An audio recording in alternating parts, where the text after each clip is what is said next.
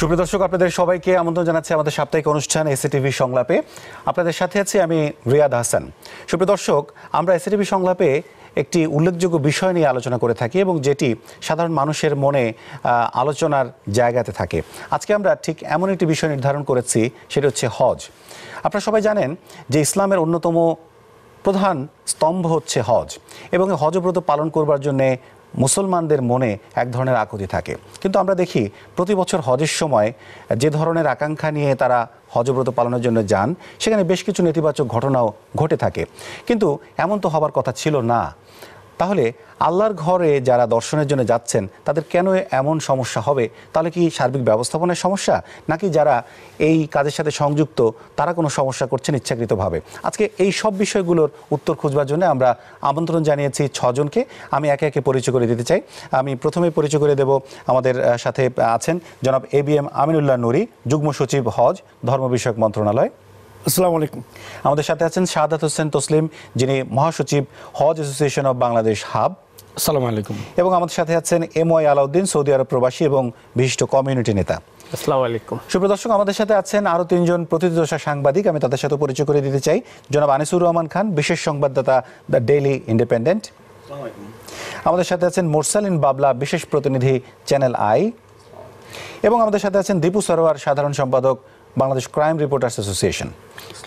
আপনাদের সবাইকে আমাদের স্টুডিওতে স্বাগত জানাচ্ছি। আমি যে বিষয়টি উল্লেখ করেছিলাম যে হজের সার্বিক ব্যবস্থাপনা, আসলে সেখানে অব্যবস্থাপনা নিয়ে আজকে আমরা আলোচনা করব। তার আগে আমরা মাননীয় ধর্ম প্রতিমন্ত্রী, যিনি দায়িত্ব নিয়ে যিনি হজ সম্পর্কে কথা বলেছেন সাংবাদিকদের সামনে, এবং আমাদেরকেও তিনি জানিয়েছেন যে এবার হজ তিনি খুব গভীরভাবে মনিটরিং করবেন। উনি কি বলেছেন আমরা সেটি একটু দেখে আসি। আমাদের মন্ত্রণালয় থেকে আমরা চেষ্টা করছি এবছরের হজটা যতটুকু হোক, যতটুকু সম্ভব হোক, কমানোর জন্য আমরা চেষ্টা করছি। যদি আমরা চেষ্টাটা না করতাম তাহলে কিন্তু ব্যয় হতো 4,42,000 টাকা। আল্লাহর মেহমানদের চোখে কোনো অবস্থাতেই তাদের কোনো কষ্ট না হয়, তাদের চোখে আমি পানি দেখতে চাই না।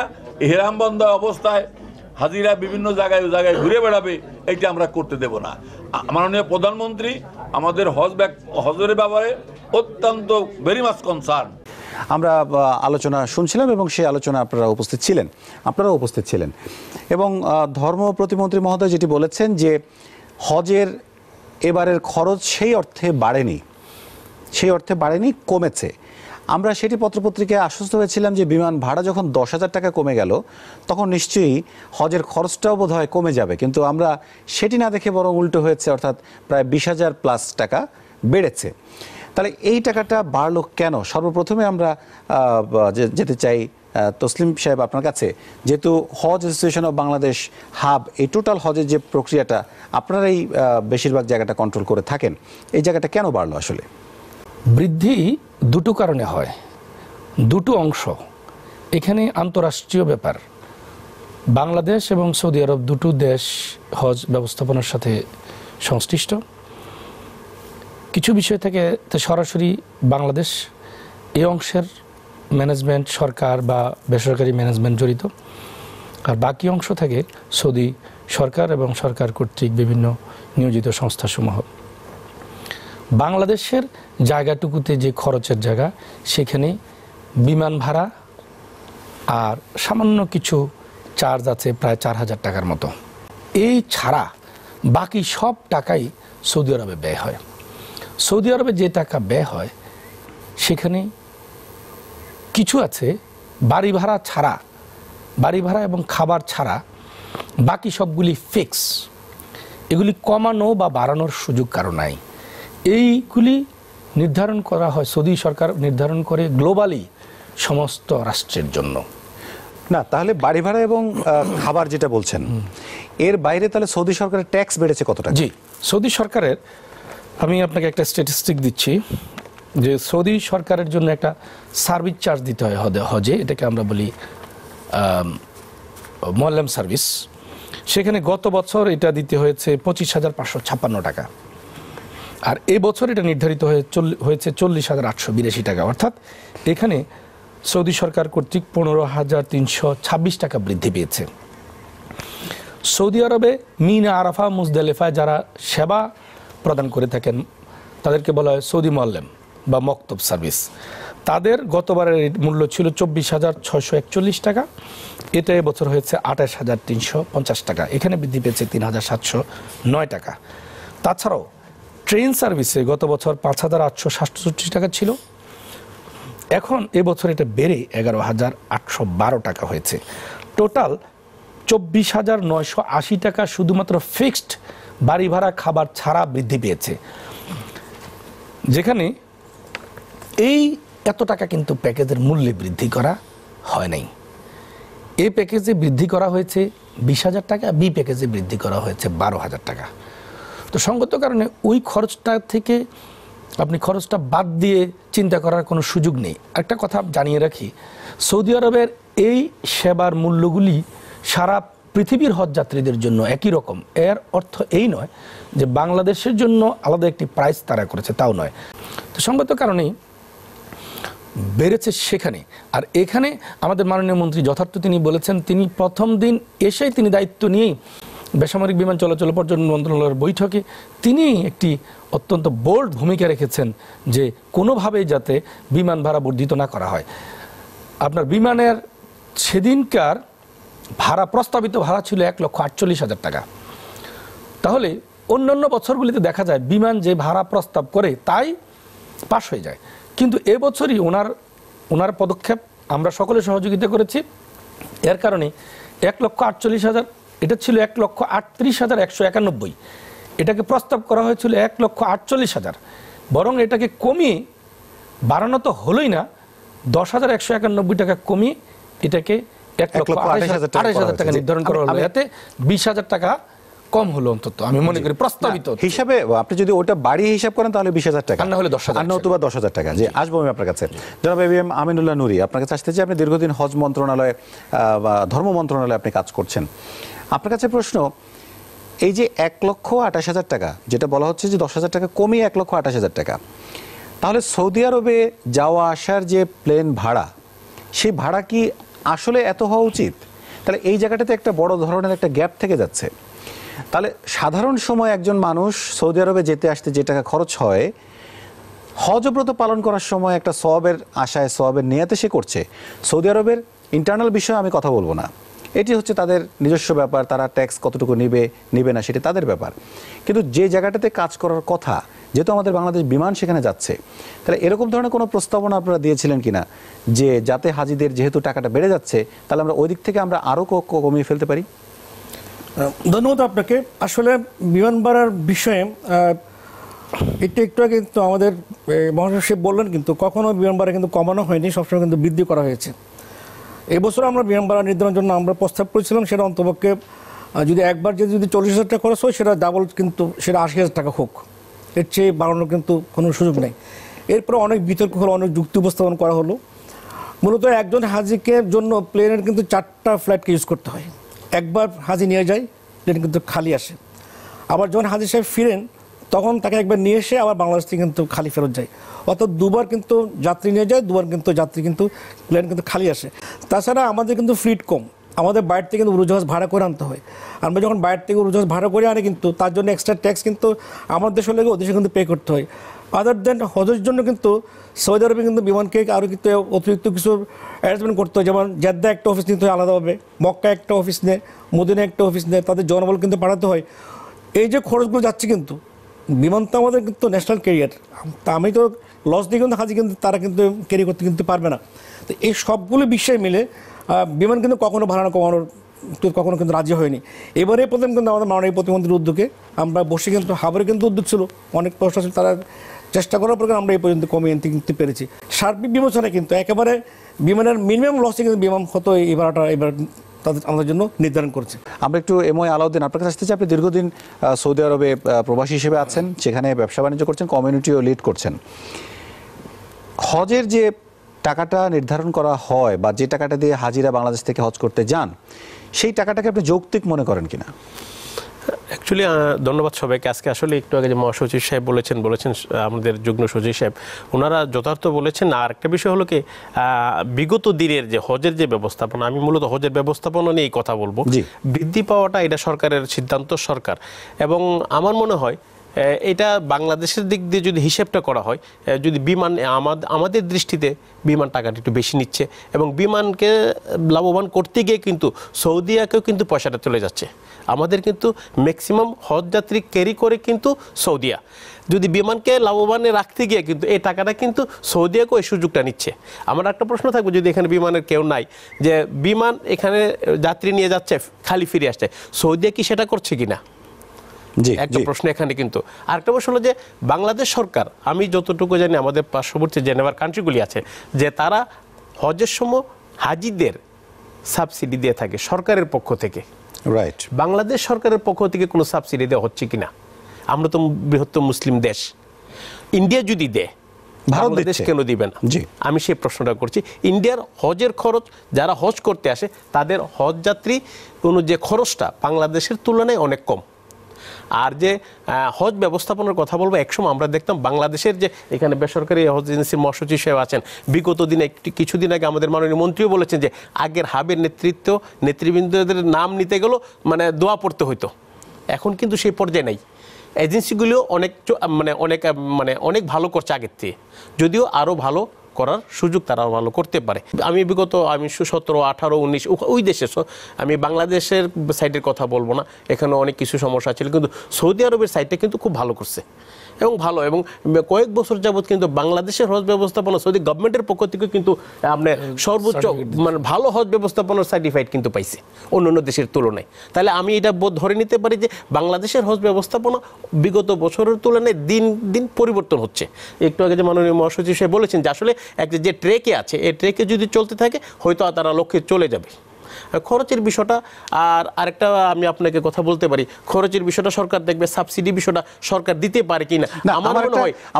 আমার একটা প্রশ্ন হচ্ছে, যেহেতু ওমরা করার জন্য যে প্যাকেজগুলো এখন বর্তমানে আছে সেটি শুরু কিন্তু 65 থেকে 65,000 70,000 টাকা থেকে যদি ওমরা কেউ করে আসতে পারেন, সেখানেও কিন্তু মক্কা এবং মদিনাতে যাচ্ছেন তিনি, তাহলে একজন মানুষ যখন হজের সময় যাবেন তখন তাকে কেন 4 লক্ষ প্লাস টাকা গুনতে হবে? আমার প্রশ্নটা সেখানে। না, আরেকটা ব্যবস্থা হলো কি জানেন, আপনি দেখবেন যে পাকিস্তান, ইন্ডিয়া, ইন্দোনেশিয়া এতটা আসে নাই, পাকিস্তান, ইন্ডিয়া কিন্তু তার একটা নির্ধারিত জায়গা করে দিয়েছে।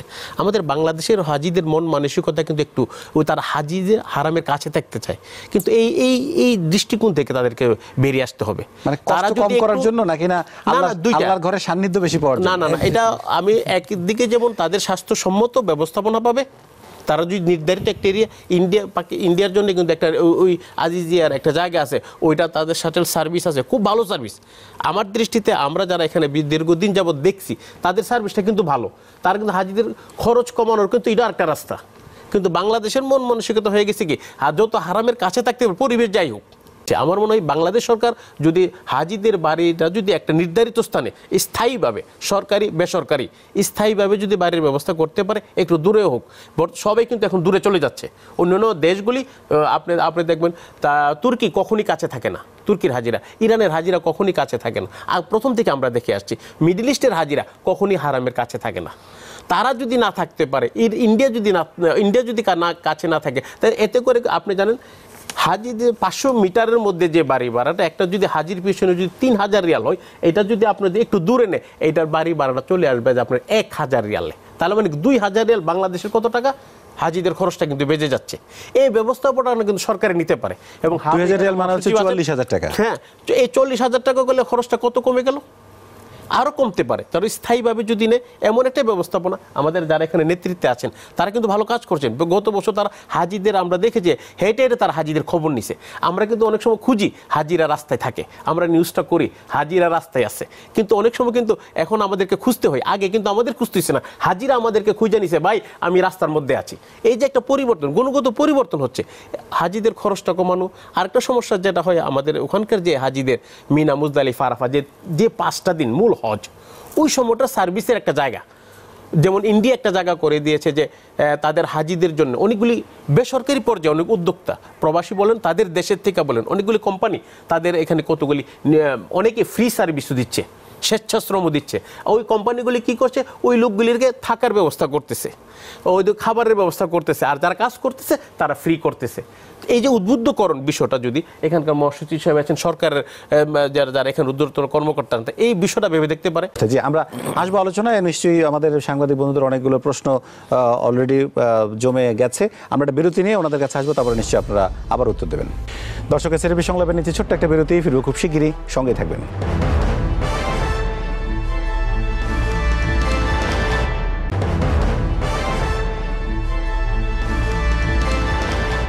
সুপ্রিয় দর্শক, আবারও স্বাগত জানাচ্ছি এসটিভি সংলাপে। আমরা কথা বলছি হজের সার্বিক ব্যবস্থাপনা নিয়ে। যে আমরা আলোচনা করছিলাম, নিশ্চয়ই আপনাদের প্রশ্ন জমে আছে।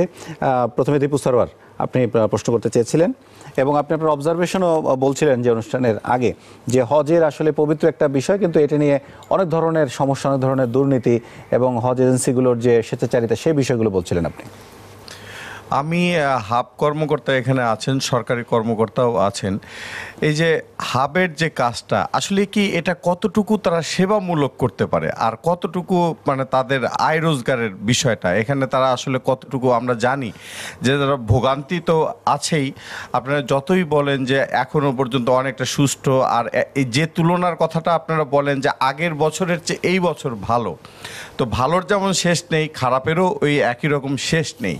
তো সেবাটা আসলে কতটুকু অর্থনীতিকে প্রাধান্য দিয়ে আপনারা সেবাটা দেন, এটা একটা বিষয়। আর হাবের কাছ থেকে আমরা মাঝে মাঝে একটা বক্তব্য শুনি যে সরকারের কতিপয় কর্মকর্তা, প্রভাবশালী কর্মকর্তা, মানে হাব কেন এটা ক্লিয়ার করতে পারে না যে কতিপয় কর্মকর্তা বা প্রভাবশালী কর্মকর্তা তাদের দুর্নীতির অনিয়মের কারণে সব কিছু একটা ভণ্ডুল হচ্ছে বা ক্ষতিগ্রস্ত হচ্ছে, বা সরকারের পক্ষ থেকে, মন্ত্রণালয়ের পক্ষ থেকেও কেন এটা আসলে মানে ব্যাখ্যা দেওয়া সম্ভব হয় না। আমি কি আমার প্রশ্নটা মানে বুঝাতে পেরেছি? জি, জি, ধন্যবাদ দীপক স্যার আপনার প্রশ্নের জন্য। প্রথমে আমি দ্বিতীয় প্রশ্নটার প্রথমে উত্তর দিই। হাব, আমার মনে হয় এটা আগে কখনো হয়েছে কিনা তা আমার জানা নেই, কিন্তু গত 2 বছরে অন্তত আমরা কখনো এই কথা বলিনি যে সরকারের দুর্নীতি কতিপয় কর্মকর্তার। আমি বরং এখানে একটি বিষয় যোগ করতে চাই যে বর্তমানে ধর্ম বিষয়ক মন্ত্রণালয় অনেক সুশৃঙ্খলভাবে, ভালোভাবেই ডেলিভার করার চেষ্টা করছেন, এবং ধর্ম বিষয়ক মন্ত্রণালয়, বর্তমান ধর্ম বিষয়ক মন্ত্রণালয় সমস্ত অনিয়ম উৎপাটন করার জন্য চেষ্টা করছে। কথাটা আমি একজন স্টেক হোল্ডার হিসেবে আমিও বললাম, বিকজ সার্ভিসটা আমাকে এবং আমার এজেন্সির মেম্বারদেরকে নিতে হয়, তো পার্থক্যটা আমরা বুঝতে পারছি। এই জন্য এটা হলো আমার দ্বিতীয় প্রশ্নের উত্তর। প্রথম প্রশ্নের উত্তরে আপনি যেটা বলেছেন যে কতটা এখানে বিজনেস, কতটা সেবা, 2001 সালের পূর্ব পর্যন্ত হজ যাত্রীদেরকে সৌদি আরব নিয়ে যাওয়ার জন্য কোনো লাইসেন্সের প্রথা ছিল না। তারও অনেক আগে সৌদি আরব থেকে সৌদি মোয়াল্লেম যাদেরকে বলি আমরা, তারা বাংলাদেশেও আসতেন।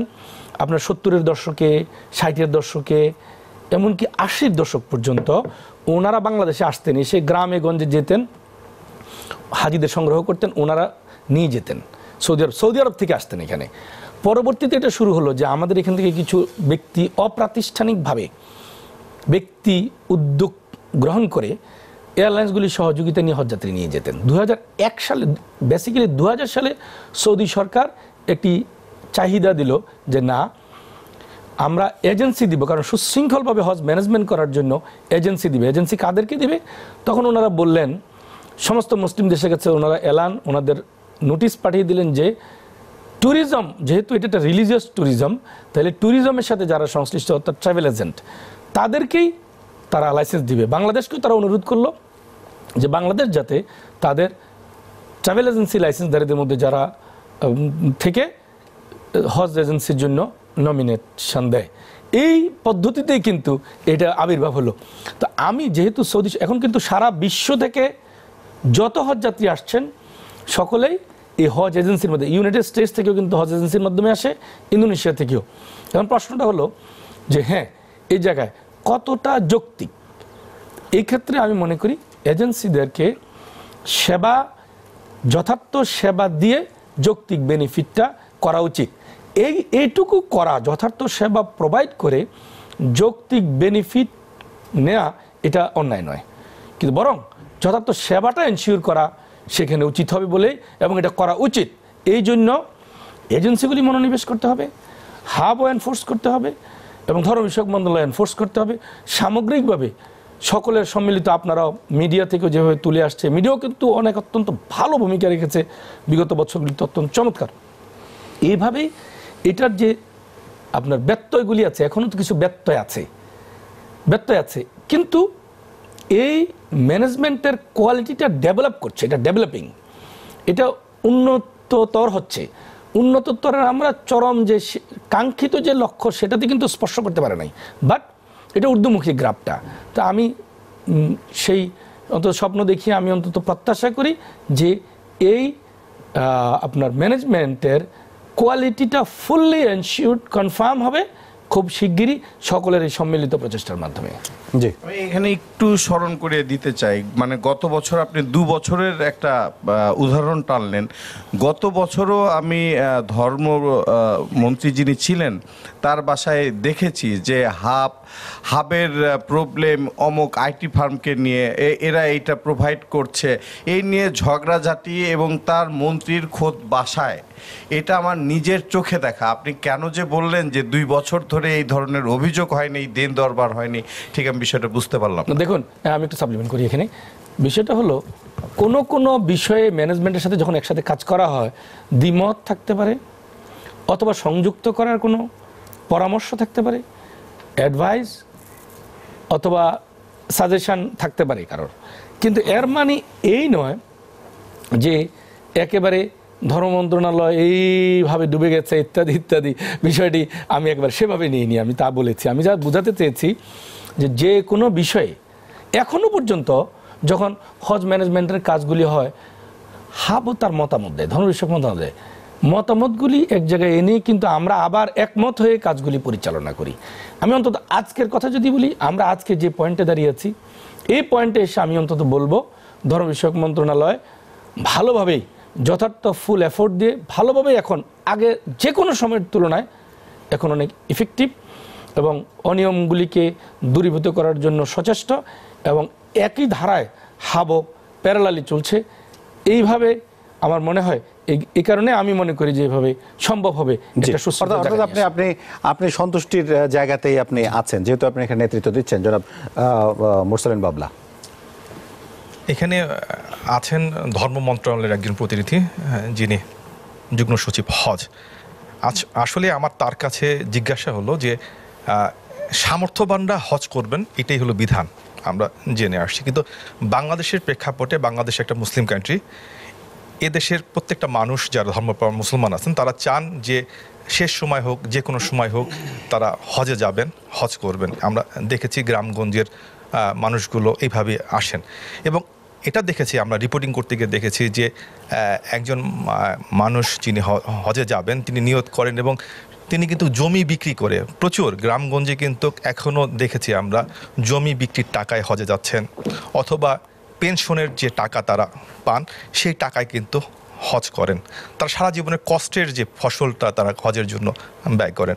এখন আমার প্রশ্নটা হলো যে আমরা আলোচনায় দেখেছি, আপনারা কথা বলেছেন যে বিমান ভাড়া, শুধুমাত্র বিমান ভাড়া আপনারা কমিয়েছেন, 10,000 টাকা কমিয়েছেন, কিন্তু অন্যান্য খাতে কিন্তু কোনো ব্যয় কিন্তু কমাতে পারেন। আলটিমেটলি আপনারা বলেছেন যে সৌদি গভর্নমেন্ট বাড়ি ভাড়া, বিভিন্ন ট্যাক্স ইনক্লুড করেছেন নতুন করে, এবং এগুলো বৃদ্ধি করেছেন, যার কারণে কিন্তু বাড়ছে। আপনারা বলেছেন, আমি গতকাল যে প্রেস কনফারেন্সটা হয়েছে ধর্ম মন্ত্রণালয়ে সেখানে আমি ছিলাম, সেখানে ধর্ম প্রতিমন্ত্রী, ধর্ম সচিব ওখানে বলেছেন যে 500 এরমের 500 মিটারের মধ্যে বাড়ি ভাড়া নিতে হয়েছে, এবং এই কারণে ব্যয়ও কিন্তু বেড়েছে। এখন শুধুমাত্র আমরা দেখেছি যে আজকের আলোচনায় বা গতকালে যে বক্তব্য দিয়েছেন মন্ত্রী মহোদয়, ওখানে বলেছেন শুধুমাত্র হজের জন্য যে ফ্লাইটটা বাংলাদেশ বিমানে, এখানে যেহেতু আমাদের কর্তৃত্ব করার একটা বিষয় রয়েছে, এই কারণে আমরা এখানে কমাতে সক্ষম হয়েছি। কিন্তু গতকাল কিন্তু ধর্ম সচিব কিন্তু আক্ষেপ করে বলেছেন যে বারবারে যখন আমরা জিজ্ঞেস করছিলাম যে বিমান ভাড়াটা কি আরও কমানো যেত কি না, ঠিক আছে, তখন কিন্তু উনি বলেছেন যে এই বিষয়ে আসলে বিমান মন্ত্রণালয়ের সঙ্গে আপনারা কথা বলেন, তারাই ভালো বলতে পারবে। থার্ড ক্যারিয়ারের কিন্তু একটা প্রস্তাবনা আছে। আমরা কেন থার্ড ক্যারিয়ারে যেতে পারছি না? আমরা কেন ওপেন টেন্ডারে আসতে পারছি না? আমরা কেন দুটার উপরে নির্ভর করতে হচ্ছে। হ্যাঁ, দুটার উপরে নির্ভর করতে হচ্ছে। বারবারই বলা হচ্ছে যে বিমান অবশ্যই আমাদের ন্যাশনাল ক্যারিয়ার, অবশ্যই বিমানকে বাঁচিয়ে রাখতে হবে আমাদের, কিন্তু তার মানে এই নয় যে সৌদি এয়ারলাইন্স বহন করছে, ম্যাক্সিমাম হজ যাত্রী বহন করছে। এবং আমার জানা মতো, আমি যতদিন থেকে হজ বিষয়ে রিপোর্টিং করি বা আমার খোঁজ খবর রেখে আত্মীয় স্বজন যারা হজে গিয়েছেন, তারা কিন্তু সৌদি এয়ারলাইন্স কিন্তু কখনোই যাত্রী নিয়ে যাওয়ার পর খালি কিন্তু কখনো আসেনি। তারা পুরোপুরি লাভটা করতে পারবে, কিন্তু আমরা হাজিরাও বেশি দেবে, আমরা কেন থার্ড ক্যারিয়ারে যেতে পারবো না? এই বিষয়টা একটু বলবেন। জি, ধন্যবাদ আপনাকে। আসলে হজ তো শুরুতে বলছি আপনি একটি কি আন্তঃরাষ্ট্রীয় বিষয়। আমরা হজ শুরু করার পূর্বে সৌদি সরকারের সাথে আমরা একটা দ্বিপাক্ষিক চুক্তি করি। সেই চুক্তি কিন্তু বলা থাকে আমার হজ যাত্রী কেউ কিন্তু মুভ করবে। চুক্তির অন্যতম একটা ইস্যু হচ্ছে কিন্তু সেটা শুধুমাত্র বাংলাদেশের জন্য নয়, আমাদের প্রত্যেক দেশের ন্যাশনাল ক্যারিয়ার অর্ধেক হাজি নিয়ে যাবে এবং সৌদিয়া অর্ধেক হাজি কিন্তু নিয়ে যাবে। কিন্তু সে হিসেবে কিন্তু আমাদেরকে অর্ধেক নিতে হয়, সৌদি অর্ধেক নিয়ে যায়। যে কারণে কিন্তু আমি থার্ড ক্যারিয়ার কিন্তু ওপেন করতে কিন্তু পারছি না, যেহেতু এটার সাথে আমার দেশের বিষয় নয়, আরেকটা দেশের সাথে আমরা জড়িত। এবং এই শর্ত শুধুমাত্র বাংলাদেশের জন্য নয়, পৃথিবীর সকল দেশের জন্য কিন্তু এই শর্তটা কিন্তু প্রযোজ্য। ভিন্নতা আছে কিন্তু, যেমন আমাদের পার্শ্ববর্তী দেশ ভারতে, ওদের অনেকগুলো এয়ারলাইন্স কিন্তু আছে। ওরা একটা টেন্ডার করে যেটা সর্বনিম্ন হয়, যেহেতু অনেকগুলো এয়ারলাইন্স বলে তুমি এখন তোমরা কোনটা পারবা, তখন তারা সেটা সৌদিকে ইম্পোজ করে। আর যেটা আপনি বললেন তাহলে থার্ড ক্যারিয়ারের প্রধান বাধা কি সৌদি এয়ারলাইন্স? না, থার্ড ক্যারিয়ার বাধা সৌদি এলাম না। থার্ড ক্যারিয়ার প্রধান বাধা হচ্ছে আমাদের সৌদি আরবের সাথে আমাদের সম্পাদিত সৌদির যে নিয়মটা আছে, আন্তর্জাতিক নিয়ম, ওরা প্রত্যেক দেশের সাথে যে হজ চুক্তি করে, হজ চুক্তির অন্যতম একটি ইস্যু হচ্ছে দেশের ন্যাশনাল ক্যারিয়ার অর্ধেক হাজি নিয়ে যাবে এবং সৌদি এয়ারলাইন্স কিন্তু অর্ধেক হাজি নিয়ে যাবে। এটা কিন্তু শুধুমাত্র আমাদের দেশের জন্য নয়, এটা সকল দেশের জন্য কিন্তু একই নিয়ম। যেহেতু এটা আমার জন্য প্রযোজ্য, ইন্ডিয়ার জন্য প্রযোজ্য, ইন্দোনেশিয়া মানুষের জন্য প্রযোজ্য, আমি কিন্তু এর থেকে বেরিয়ে আসতে কিন্তু পারি না। কিন্তু আমরা কিন্তু এই বিষয়টা কিন্তু আসলে সেভাবে জানি না, যেভাবে আপনি বলছেন যে এটাই কিন্তু আমাদের চাপিয়ে দেয় কিনা। ইভেন আমি যদি অন্য কাউকে দিতে চাই, যদি সৌদি কোনো এয়ারলাইন্স আমার কাছে হাজির নিতে চায়, কিন্তু সৌদি মন্ত্রণালয় বলবে আমি আমার দেশের আরেকটা এয়ারলাইন্সকে দিলাম, সৌদিও যদি আমার 50,000 হাজির নিয়ে যাবে, সে তার ওখান থেকে 20,000 হাজির নিয়ে যাবে, বাট 50,000 হাজির কিন্তু আমার বিমানে কিন্তু নিয়ে যাবে। যদি আমি সৌদির অংশটা ভাগ করতে চাই, কিন্তু আমি দেবো না, কিন্তু এই অংশটা সে কিন্তু সৌদি গভর্নমেন্ট দিয়ে দেবে না। কিন্তু থার্ড ক্যারিয়ার যদি দেওয়া হয়, সেক্ষেত্রে তো সৌদির আর কোনো আপত্তি তো নেই, যেহেতু এটা আমরা চুক্তির মধ্যে আমাদের দ্বিপাক্ষিক চুক্তিতে আছে। এর আগে তো আমরা দেখি। আমার মনে হয় যে আপনি যে কথাটা বললেন যে শুধুমাত্র যে বাংলাদেশের সাথে এবং সৌদি গভর্নমেন্টের সাথে যে বিষয়টা আছে, দ্বিপাক্ষিক যে একটা agreement, I think it is not true, because so far as I know যে ইন্ডিয়া, ইরান কিংবা ইন্দোনেশিয়া, মালয়েশিয়া, এরা থার্ড ক্যারিয়ার ইউজ করে এবং এখানে যথেষ্ট পরিমাণ প্যাসেঞ্জার যারা হজ করতে যায় তারা থার্ড ক্যারিয়ারে যায় এবং তাদের কস্ট অনেক কম পড়ে। আর আপনি যে কথাটা বললেন যে কস্ট অবশ্যই কমানো যায়, এটা ডিপেন্ড করে গভর্নমেন্টের উপরে, যে গভর্নমেন্ট এটাকে কীভাবে নেবে। কারণ আমরা শুধুমাত্র একটা জিনিসই দায়ী করে যে বাড়ি ভাড়া কত, আপনারা যে বাড়ি ভাড়াটা করেন, অনেকে বলা হয় যে 500 মিটারের মধ্যে বাড়ি ভাড়া, কিন্তু 500 মিটার বাড়ি ভাড়া করা হয় না। তাদের কাছে ঠিকই 500 মিটারের বাড়ি ভাড়া নেওয়া হয়, কিন্তু তাদেরকে রাখা হয় 1 থেকে 3 কিলোমিটার দূরে, কোথাও 5 কিলোমিটার দূরে রাখা হয়। বলবো একটু? জি, যদি বলি বিমান নিয়ে, কিন্তু যেটা আমি বললাম যে নট ট্রু, আমি এগ্রিমেন্টটা নাই, কিন্তু আমি সৌদি সরকারের যে এগ্রিমেন্টটা যদি আমার অফিসে আসেন, আমি আপনাকে এগ্রিমেন্টের কপি দিয়ে দেবো। ওটা কিন্তু এগ্রিমেন্ট কি সকল দেশের জন্য এক ধরনের, সবাই কিন্তু আমরা বসে একত্রে কিন্তু আমরা চুক্তি সই করি। অনেকগুলো কিন্তু দেশ থাকে, হয়তো আমি এখন করলাম 1 ঘন্টা পর আয়োজন করি, একই কিন্তু ড্রাফট থাকে, ওটা আমি আপনাকে দেখাবো, ওটাই সত্য। কিন্তু আর হজের বিষয়, যে বাড়ি ভাড়ার বিষয়, আমরা কিছু রাষ্ট্রীয় ব্যবস্থাপনা যাই, সরকারি ব্যবস্থা, আর কিছু বেসরকারি ব্যবস্থাপনা যাই। আমার কিন্তু যখন আমি রেজিস্ট্রেশন করি, ওখানে বলা থাকে আমি কত মিনিটের মধ্যে বাড়ি নিব। কিন্তু আপনি নিশ্চয়ই যারা গেছেন, আমার অনেক সাংবাদিক ভাইবের কিন্তু আমাদের সাথে গেছেন, কিন্তু গভর্নমেন্ট প্যাকেজ দুটো আছে, প্যাকেজ 1, প্যাকেজ 2। সেখানে বলা আছে 500 মিটার থেকে 1000 মিটার। তবে গত বছর এবং তার আগের বছর আমরা ম্যাক্সিমাম 500 থেকে 600 আসছি, 700 আসছি, এর দূরে কিন্তু আমরা আসিনি। এবং আমরা এমন জায়গায় কিন্তু হাজির রেখেছি, সেটা হয়তো অনেকে সেটা হয়তো কল্পনা করতে পারে, এত কাছে আমরা রেখেছি। আর বি প্যাকেজ বলা আছে আমরা কমপক্ষে 2 কিলোমিটার দূরে রাখবো, সে আমরা হয়তো দূরে কিন্তু যাইনি, কিন্তু সেটা 1000 থেকে 1200 মিটার আমরা রেখেছি। এবার চেষ্টা করবো আমরা কিন্তু কমপক্ষে তাদেরকে 1000 মিটারের ভিতরে কিন্তু রাখা যায় কিনা, এটা আমি আপনার সাথে দ্বিমত করছি। অবশ্যই সরকারের ব্যবস্থাপনা হজযাত্রীরা, আমি একটু বলছি, আমি একটু শেষ করি, কখনো তারা ম্যাক্সিমাম 1.5 কিলোমিটারের বেশি দূর তারা কখনো থাকে না। হ্যাঁ, যারা আমার বেসরকারি ব্যবস্থাপনায় যায় তাদের নিয়ে আপনার প্রশ্ন হ্যাঁ, থাকতে পারে। আমি অ্যাকচুয়ালি আমি সরকারি ব্যবস্থাপনার কথা বলছি না, আমি বলছি যে আমি বেসরকারি ব্যবস্থা দুটো মিলেই বলেছি, কিন্তু সরকারি ব্যবস্থাপনা যায় যারা, তারা একটু কম্পারেটিভলি একটু ভালো পজিশনেই থাকে। তবে আমি একটা বিষয়, আমি একটু আগে যে দুর্নীতির কথা বলা হলো, অনিয়মের কথা বলা হলো, যে গত 2 বছর যাবত এই সেক্টরে খুবই কমে আসছে, এটা তসলিম ভাই একটু আগে বললেন, এবং বললেন যে এখন মন্ত্রণালয় আগের চেয়ে অনেক ভালো। কিন্তু ওনার কথা থেকে বোঝা যাচ্ছে যে এখন যদি মন্ত্রণালয় ভালো হয়, অফিসিয়ালরা যদি ভালো কাজ করতে পারে, তার মানে এর আগের যে টার্মে যারা ছিল তারা ভালো করতে পারে নাই। তো যা হোক, আমার অবশ্যই তসলিম এর উত্তর দিবেন যে কেন করতে পারে নাই। আমার যে ফার্স্ট যে কোশ্চেনটা তসলিমের কাছে, সেটা হচ্ছে যে গত বছর 2018-এ যে হজটা হয়ে গেল, এখানে আপনার একটা উদাহরণ আপনাকে আমি দেব শুধু, সেটা হচ্ছে আকবর হজ গ্রুপ বাংলাদেশ।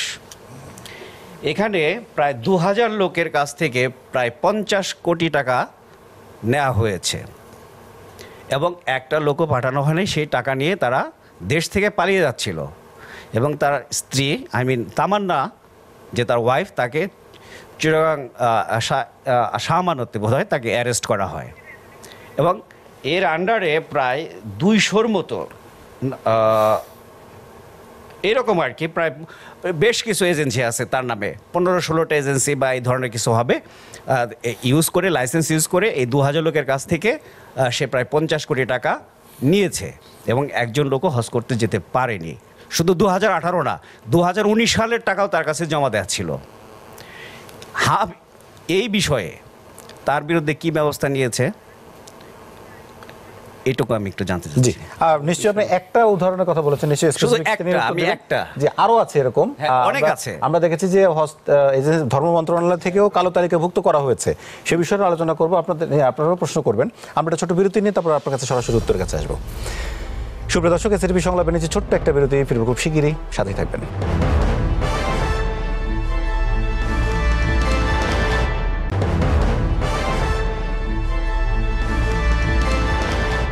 সুপ্রিয় দর্শক, আবারও স্বাগত জানাচ্ছি এসটিভি সংলাপে। আমরা আজকে কথা বলছি হজের সার্বিক ব্যবস্থাপনা নিয়ে। জি জনাব তসলিম, আপনার কাছে আসবো, কিন্তু তার আগে দিবু স্যারের একটা সাপ্লিমেন্ট কোশ্চেন করতে চাইছে।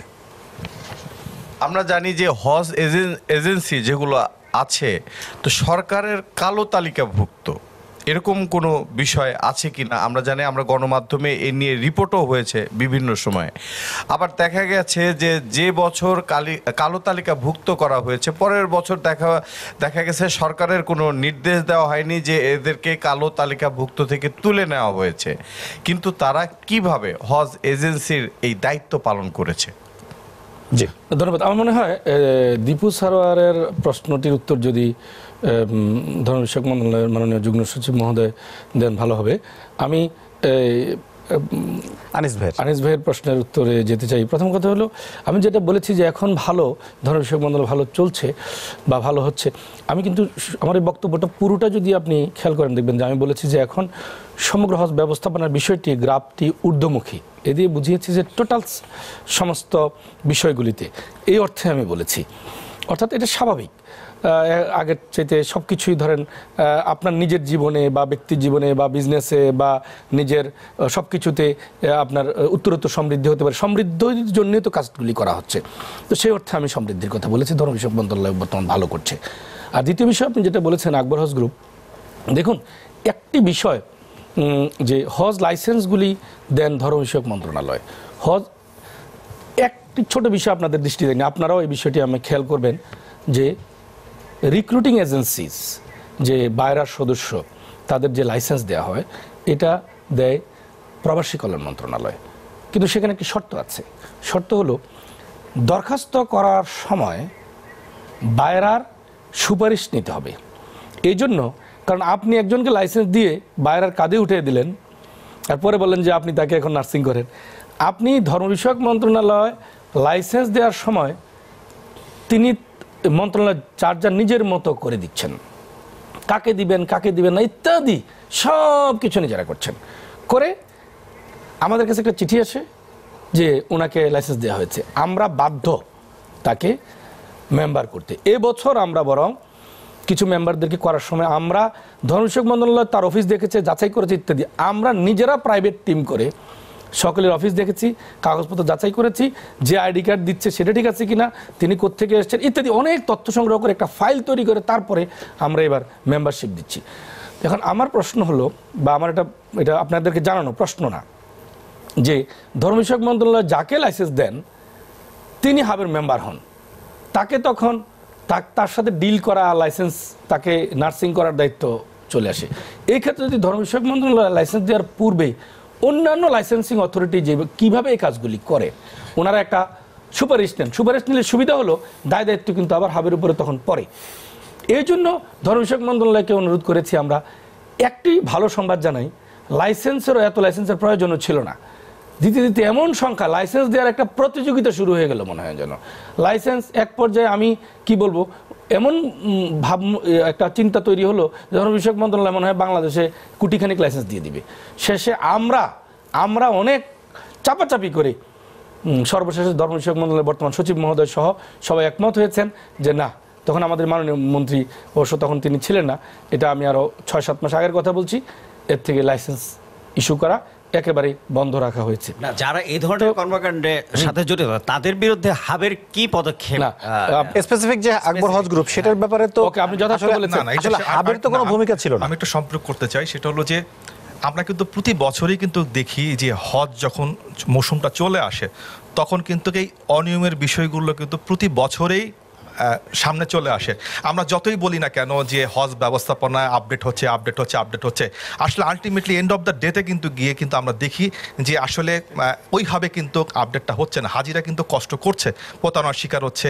কোনো না কোনো এজেন্সি প্রতি বছরই কোনো না কোনো এজেন্সির দ্বারা কিন্তু হাজিরা প্রতারিত হচ্ছে এবং দেখা যাচ্ছে এরা কিন্তু হাবের সদস্য। আপনি বললেন যে আপনি দায়িত্ব দিলেন যে হজ মন্ত্রণালয় থেকে এই সকল লাইসেন্স ইস্যু করা হয়, কিন্তু হাব তো একটা শক্তিশালী সংগঠন, কিন্তু তাহলে এই শক্তিশালী সংগঠন কি এই সময় নীরব হয়ে যায়?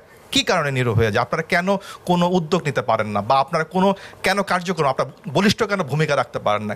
এই বিষয়টা আসলে আমি জানতে চাচ্ছি আপনার কাছে। না, থ্যাংক ইউ।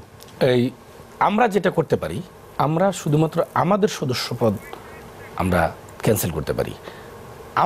আমরা কিন্তু ধর্ম মন্ত্রণালয়ের তার হজ লাইসেন্স আমরা ক্যান্সেল করতে পারি না, তার বিরুদ্ধে শাস্তি দিতে পারি না, তাকে আইনের আওতায় আনতে পারি না, তার জমাকৃত টাকা ফরফিট করতে পারি না, এগুলি পারে ধর্ম বিষয়ক মন্ত্রণালয়। কাজটা এখন যেটা হয়, আগে আমি একটু স্পষ্ট করি বিষয়টা, আগে ধর্ম বিষয়ক মন্ত্রণালয় কোনো এজেন্সির অনৈতিক কর্মকাণ্ডের বিরুদ্ধে ব্যবস্থা গ্রহণ করতে লাগলে হয়তো কেউ সেখানে কোনো রকমের বিতর্কিত ভূমিকা রাখত। আমি এখন অন্তত এইটুকু এনশিওর করি, সমস্ত ন্যায়সঙ্গত কাজগুলিতে ধর্ম বিষয়ক মন্ত্রণালয়ের সাথে হাত থাকে। আর ইতিমধ্যে আমরা তার বিরুদ্ধে আমাদের জায়গা থেকে অনেক ব্যবস্থা নিয়েছি। যেগুলি আপনি দৃশ্যমান দেখেছেন এগুলির সাথেও হাব যথার্থ সবসময় সহযোগিতা করেছে, যেগুলি ইতিমধ্যে দৃশ্যমান হয়েছে। এছাড়াও ধর্ম বিষয়ক মন্ত্রণালয় কিন্তু এখন অলরেডি এটার উপরে কাজ করছে।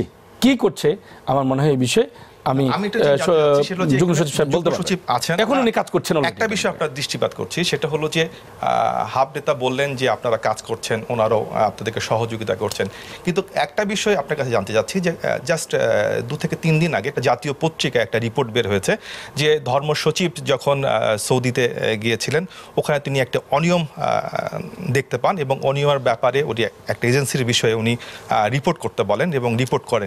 সে পরবর্তী দেখা গেছে কিন্তু ওই রিপোর্টটা কিন্তু আর ওখান থেকে বাংলাদেশ পর্যন্ত আসেনি এবং এটা গায়েব হয়ে গেছে। তাহলে এটা কেন? তাহলে কি এর সাথে কি সরকারের কোনো মহল জড়িত আছে বা আপনার দপ্তরের কেউ জড়িত আছে? এই বিষয়ে আসলে একটু বলবেন। সংবাদটা আমিও দেখেছি পত্রিকায়। বিষয়টা হচ্ছে এমন, আমরা সৌদি আরবে যে বেসরকারি বাড়িগুলো পরিদর্শন করা হয়, এই বেসরকারি বাড়ি পরিদর্শন করে একটা রিপোর্ট, সৌদি আরবের রিপোর্টটা কিন্তু নেগেটিভ ছিল, রিপোর্টটা আমরা পাইনি। কিন্তু তো না পাওয়ার কারণে রিপোর্টগুলো যারা কম্পাইল করে একসাথে আমাদের কাছে পাঠায়, কিন্তু ওখানে যে 3 জন কর্মচারী দায়িত্ব ছিল টাইপ করা, প্যাকেট করে নিয়ে আসা, কিন্তু তো আমরা সন্দেহ করছি আমাদের কোনো কর্মচারী কাজটা তারা করে থাকতে পারে, তারা নাও করতে পারে, তারা ভুল হতে পারে। তো বিষয়টা আমাদের নজরে আসার পরে আমরা একজন জয়েন্ট সেক্রেটারিকে তদন্তের জন্য দায়িত্ব দিয়েছি। তা আশা করছি আমরা খুব দ্রুতই আমরা এটা রিপোর্টটা পেয়ে যাব।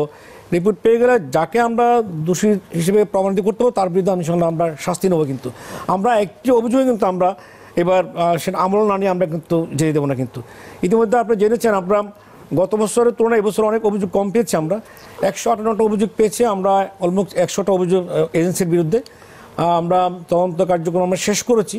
শেষ করে এর মধ্যে অনেকগুলো অভিযোগ কিন্তু প্রমাণিত হয়নি, খুব ছোটোখাটো যারা অভিযোগ তারাও কিন্তু আসে নাই, অভিযোগগুলো অনেকগুলো কিন্তু ভিত্তি ছিল না।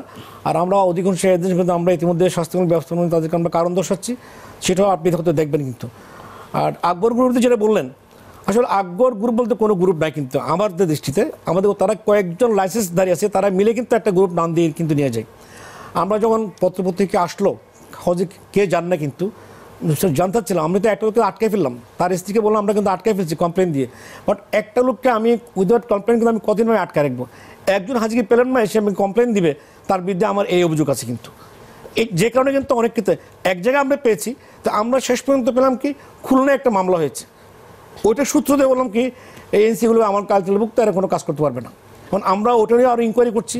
আমরা ওটা যেহেতু আমরা কোনো কমপ্লেনার পাচ্ছি না কিন্তু আমরা সহযোগী হয়ে তাদের বিরুদ্ধে আমরা অবশ্যই আমরা ব্যবস্থা নেব।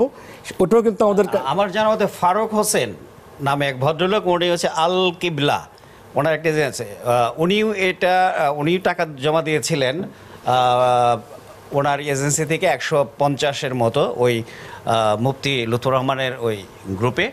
তো উনি মনে হয় একটা মামলা করেছে, পল্টন থানায় মনে হয় মামলা ছিল সোফার। এটা হচ্ছে ওই যে তারা যে গ্রুপের মধ্যে মামলা, হাজিরা কোনো মামলা করেনি, একটা মামলা পেয়েছি কিন্তু সেখানে কিন্তু কিবলা কিন্তু বিবাদী, সেটা হচ্ছে খুলনা একটা মামলা হয়েছে। একজন হাজির সে মামলা করেছে সবগুলো এজেন্সির নাম দিয়ে। আমরা কিন্তু খুঁজছি একজন বাদীকে, আমরা শেষ পর্যন্ত 2জন কমপ্লেনার পেয়েছি আমরা। এটাও আমরা একজন জনসংখ্যাকে দায়িত্ব দিয়েছি ইনকোয়ারি করার জন্য, সেটাও তদন্ত চলমান আছে। আমরা খুব শীঘ্র হয়তো সেটা তার রিপোর্ট পেয়ে যাবো, পেয়ে গেলে আমরা আইনগত ব্যবস্থা। আমরা অভিযোগগুলো আসলে কি হস্ত অনেক বড় বিষয়, কিন্তু অনেকগুলো স্টেক হোল্ডার তার সাথে কিন্তু জড়িত। আমরা অভিযোগগুলো ডেকে নিয়ে আসতে হবে। আমি তো এক জায়গাতে কিন্তু আমি তো ফয়সালা দেবো, আমি কিন্তু আর পক্ষ হতে পারি না। এই জন্য যদি কেউ যদি অভিযোগগুলো আমাদের দৃষ্টিতে নিয়ে আসে, কিন্তু আমরা চেষ্টা করছি এই মুহূর্তে এটাকে আমরা জঞ্জাল পরিষ্কার করার জন্য। আমাদের হাত তো বললেন, কিন্তু আমরা চেষ্টা করছি। আর আমি বলতে চাই কিন্তু এই মুহূর্তে যে কটা মন্ত্রণালয় আছে কিন্তু আমি দাবি করতে পারবো, বর্তমান ধর্মশিক্ষা মন্ত্রণালয় যদি দুর্নীতিমুক্ত যদি দাবি করে, আমি সেটা কিন্তু অনেক উপরে কিন্তু আমাদের কিন্তু অবস্থানটা কিন্তু হবে। আমি আপনার ওই জায়গাতে আসবো। আমি আরেকটা সুনির্দিষ্ট কোশ্চেন আছে আপনার কাছে। তার আগে আমি তসলিম ভাইকে একটা ধন্যবাদ জানাতে চাই, কারণ না জানালে এটা মানে উনি মাইন্ড করবেন। এই জন্য যে গত কয়েক বছর যাবত দেখতাম শুধু ট্রলি বিক্রি করে 10 থেকে 12 কোটি টাকা হাতে নিত হাবের কিছু লোকজন বা এজেন্সির লোকজন। এই তসলিম ভাইয়ের নেতৃত্বে সেটা বন্ধ হয়েছে, এবং এবারই মানে গতবারই মানে প্রথম শুরু হয়েছে যার যার ট্রলি সে নিতে পারবে। এখান থেকে একটু হলেও রিলিফ পেয়েছে, জন্য তাকে থ্যাঙ্কস না জানালে এটা আমার জন্য মানে অকৃতজ্ঞ হয়ে যাব আমি। তো আমি আপনাকে যে কোশ্চেনটা করবো সেটা হচ্ছে যে আমাদের স্বাধীনতার প্রায় 48 ইয়ার্স অলরেডি হ্যাভ গন। আর এই 48 ইয়ার্সে আমাদের যে রিলিজিয়াস অ্যাফেয়ার্স মিনিস্ট্রি, এটা শুধুমাত্র একটা পলিসির মাধ্যমে চলছে এই হজটা। তো এই 48 বছর হয়ে গেলেও এখন পর্যন্ত কেন একটা ল হলো না যে এই হজ ম্যানেজমেন্টকে মানে একটা আইনে একটা শেপে এনে এই যারা এই ধরনের অপকর্ম করে, যারা করাপ্ট, যারা দুর্নীতিগ্রস্ত, যারা প্রতারণা করে হাজিদের সাথে, তাদের বিরুদ্ধে কেন ক্রিমিনাল প্রসিডিওর্স বা এই ধরনের ফৌজদারি মামলা হবে না? কারণ এই পলিসির মাধ্যমে এগুলো নাই। তো আপনারা কেন আইনটা করছেন না? বাধা কোথায়? এবং এই আইন হতে আর কত 48 বছর যেতে হবে, এটা আমি আপনার কাছে জানতে চাচ্ছি। আপনার জন্য সুসংবাদ হচ্ছে, ইনশাল্লাহ আমরা আইনের খসড়া প্রণয়ন করে আমরা আমাদের ওয়েবসাইটে দিয়েছি।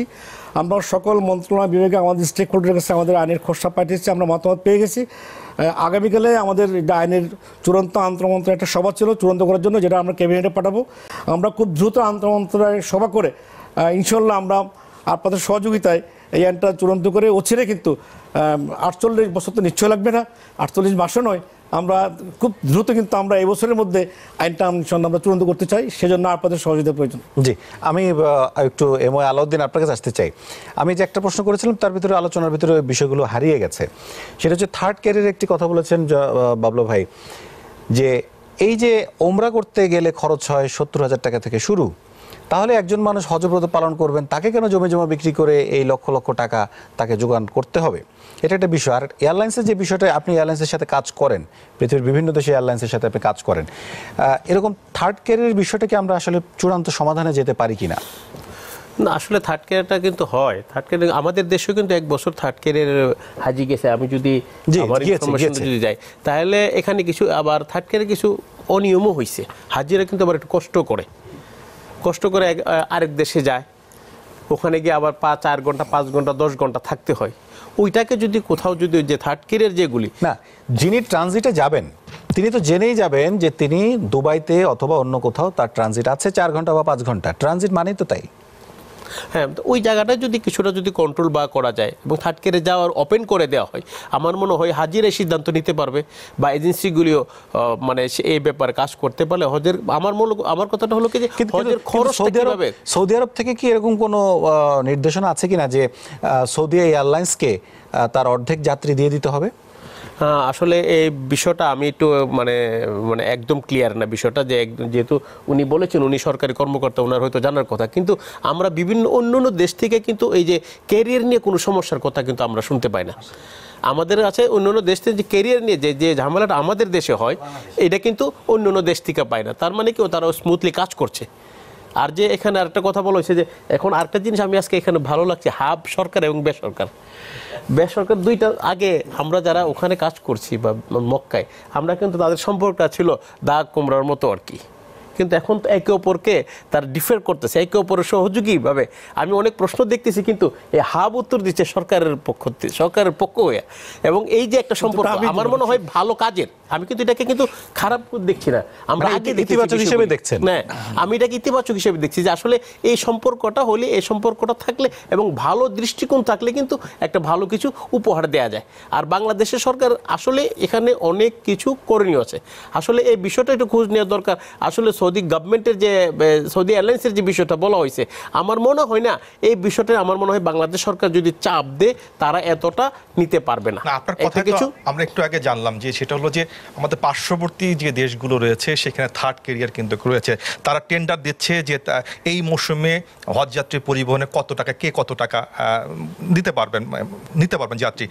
এই ক্ষেত্রে যদি পার্শ্ববর্তী দেশে যদি এগুলো মানে এই সিস্টেমটা চালু হয় তাহলে আমরা কেন বাংলাদেশে পারবো না? আমারও প্রশ্ন ওই জায়গাটাই, আমাদের আমি কিন্তু এই কথাটি বলতেছিলাম যে আসলে বাংলাদেশের সরকার আসলে এটা নিয়ে কাজ করা উচিত, কাজ করতে পারে। আরো অনেকগুলি বিষয় আছে যে এখানে ধর্ম মন্ত্রণালয় কাজ করতে পারে, যেমন একটা কথা বলি এখান থেকে যে কিছু হাউজের গাইড যে এখান থেকে পাঠায়, আমার মনে হয় গাইডগুলি আপনার এই বিষয়টা একটু নোট করতে পারেন। মাননীয় যুগ্ম সচিব মহোদয় আছেন, হাবও আছেন, যে এই যে সরকার এখান থেকে কতগুলি গাইড পাঠায়, আমার মনে হয় না যে এটা কিন্তু একটা ব্যয়বহুল খরচ।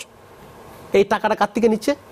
হাজিদের কাছ থেকে। আর আপনি জানেন আরেকটা বিষয়, আমি মাইন্ড করবেন এখানে আছেন, যে এখানে প্রতিনিধি দলগুলি যে যায়, প্রশাসনিক দল কি ডেলিগেশন বা বিভিন্ন যায়, এখন যদিও আগের চেয়ে কিছুটা তারা কাজ করে, এখন যারা যায় তারা কাজ করে। আগে দেখতাম যে তাদের সেবার জন্য আবার হজ কর্মী রাখা হইতো। এই যে জিনিসগুলি এতগুলি কি যাওয়ার দরকার আছে? আমি হাজিদের খরচটা এই টাকাটা কে বহন করছে? হাজিরা বহন করছে। এই যে আপনার গত বছর একটা জিনিস নিয়ে বিব্রত হয়েছি, ওখানকার এয়ারপোর্টে অনেক লোকজন গেছে স্টিকার বিষয়, এই লোকগুলি যাওয়ার দরকার, তারা হজের কাপড় পরা, তারা বলতেছে তোমরা আসো কাজ করতে, হজের কাজ করো, হজের কাপড় পরা কেন? এই যে এয়ারপোর্টের মধ্যে একটা বিব্রতকর অবস্থা হয়, তাদেরকে রাখার জন্য পর্যন্ত বিব্রতকর অবস্থা পড়তে হয়েছে, তাদেরকে মিনায় জায়গা দিতে পারে নাই। এই কাজগুলি যদি, এই যে টাকাগুলি কার যাচ্ছে? হাজিদের পকেট থেকে কিন্তু টাকাটা যাচ্ছে। ওই জায়গাগুলিকে যদি একটু কন্ট্রোল করে যদি এই টাকাটা যদি হাজিদের ছাড় দেওয়া যায় না। আমি আলাউদ্দিন ভাই যেভাবে বলছিলেন যে গাইডের কথাটা, অ্যাকচুয়ালি গাইডের বিষয়ে আমরা বেশ কিছু পেয়েছি, অভিযোগ পেয়েছি এবং আমরা রিপোর্টও করেছি।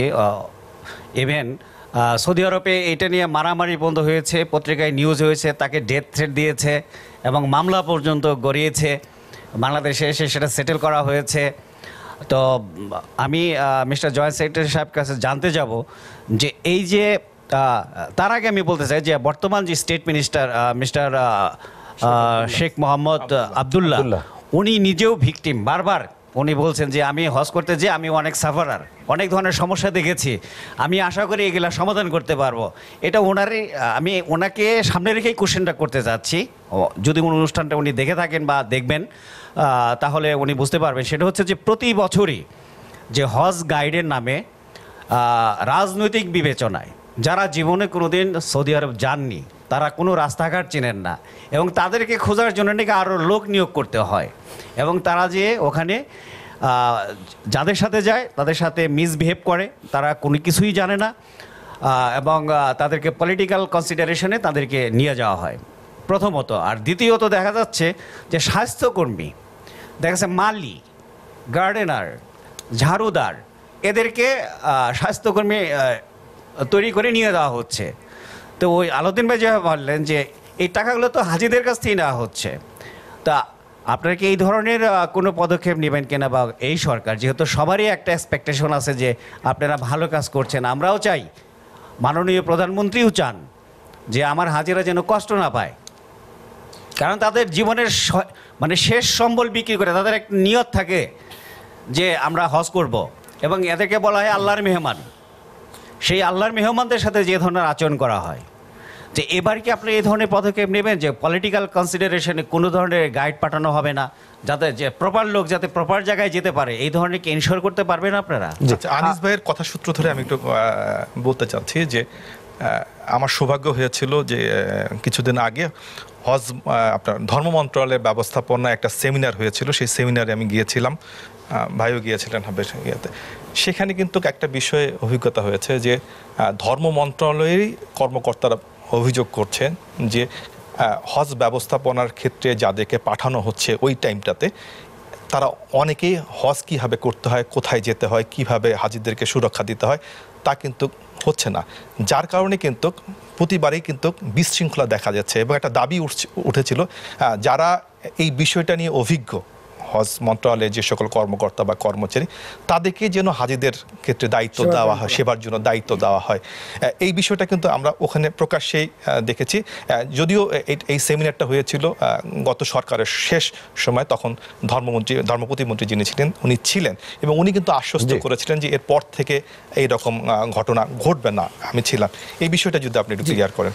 যে আমার মনে হয় আমাদের বিরতির একটা সময় হয়ে গেছে। আমি দুটো ভালো প্রশ্ন উত্তরটা নিশ্চয়ই আপনি দেবেন। আমি একটা ছোট বিরতি নিয়ে ফিরে আসছি, এবং এটি সবশেষ বিরতি, এবং এই সবশেষ বিরতির ভিতর দিয়ে আমরা যে প্রবলেমগুলো আমরা আইডেন্টিফাই করতে পেরেছি এগুলো আমরা সলিউশন একটা আশা করব। আমরা বিরতি নিয়ে ফিরছি। সুপ্রিয় দর্শক, এসএটিভি সংলাপে নিচ্ছি সবশেষ বিরতি, ফিরবে খুব শিগগিরই, সাথে থাকবেন।